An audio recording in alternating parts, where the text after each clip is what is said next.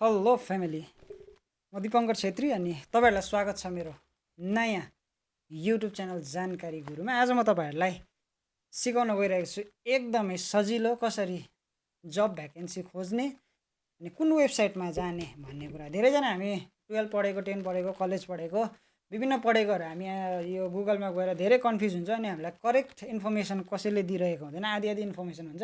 आज म तपाईँहरूलाई एउटा यस्तो वेबसाइटलाई बताउन गइरहेको छु जुन वेबसाइटमा चाहिँ तपाईँहरूले आर्मीको भयो, एसएससीले छोडेको फर्महरू भयो, जति पनि ब्याङ्किङको फर्महरू सबै यसमा तपाईँले हेर्न पाउनुहुन्छ। हेर्न मात्रै होइन, कति फी चार्ज हो यसको, फिलअप गर्ने फर्म कति हो, कतिदेखि कति तारिकसम्म यसको डेट छ, फिलअप गर्ने डेट अनि एन्डिङ डेट कति तारिकसम्म छ। साथै त्यो वेबसाइटबाट तपाईँहरूले फर्म पनि फिलअप गर्न सक्नुहुन्छ।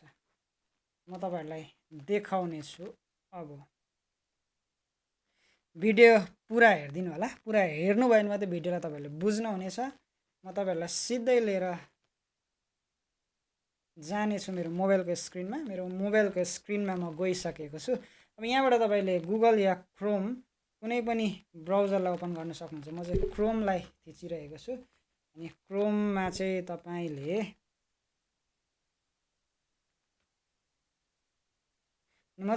थिचिरहेको छु। क्रोम ब्राउजर मैले ओपन गरेको छु। यहाँ सर्च बारमा तपाईँ टक्क गएर यहाँ लेख्नुहोस् सरकारी रिजल्ट, RUSULT, सरकारी रिजल्ट।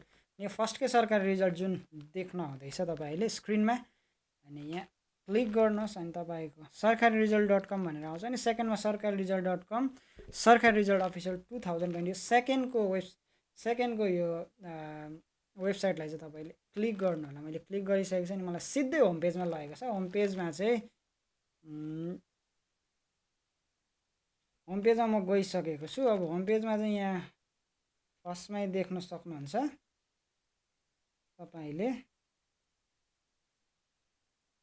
होम पेजमा फर्स्टमै देख्न सक्नुहुन्छ यहाँ यो सबै भ्याकेन्सीहरू के आयो भनेर। रेलवे, आरआरबी ग्रुप यो फर्स्टमा देख्न सक्नुहुन्छ। सेकेन्डमा daily 5 minute meditation crack exam, UPSC, यो सबै एसबिआई, पिओ सबै अनलाइन के इक्जाम हो भनेर। यहाँ तल अलिकति तल स्क्रोल गर्नु भने यहाँ तपाईँ लेटेस्ट जब र रिजल्ट देख्न सक्नुहुन्छ। यहाँ के को रिजल्टहरू तपाईँ कति तारिक आउँदैछ यहाँ सबै इन्फर्मेसन हुन्छ। लेटेस्ट जबमा अहिले के जबको भ्याकेन्सी। अनि जस्तै हामी यहाँ एसबिआई पिओ अनलाइन फर्म 1500 पोस्ट लिएको छ। यहाँ टक्कै मैले क्लिक गरेँ यसलाई अनि यसले मलाई सिधै वेबसाइटमा लिएर जान्छ।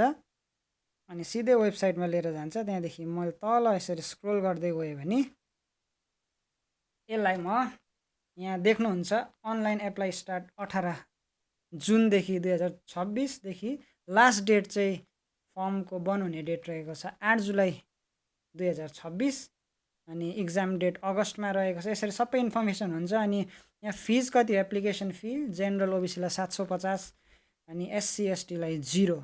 एज कतिदेखि भन्दा अलिक तल जानु भने minimum age 21, maximum age 30 years यहाँ देख्न सक्नुहुन्छ। अनि अझै तल स्क्रोल गर्दै जानुभयो भने यहाँ तल जानुभयो भने यहाँ तपाईँहरूले के भेट्नुहुन्छ, 3टा कुरालाई भेट्नुहुन्छ। एप्लाई अनलाइन लिङ्क, यहाँ एप्लाई अनलाइनमा थियो, यो क्लिक हेर्न थियो भने डाइरेक्ट तपाईँलाई रिडाइरेक्ट गर्छ यिनीहरूको पेजमा अनि तपाईँले त्यहाँबाट आरामले लगइन गरेर फर्मलाई भर्न सक्नुहुन्छ।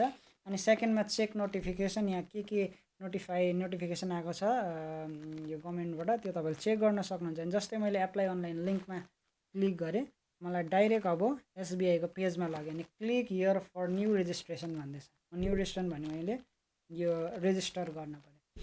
यसरी नै तपाईँले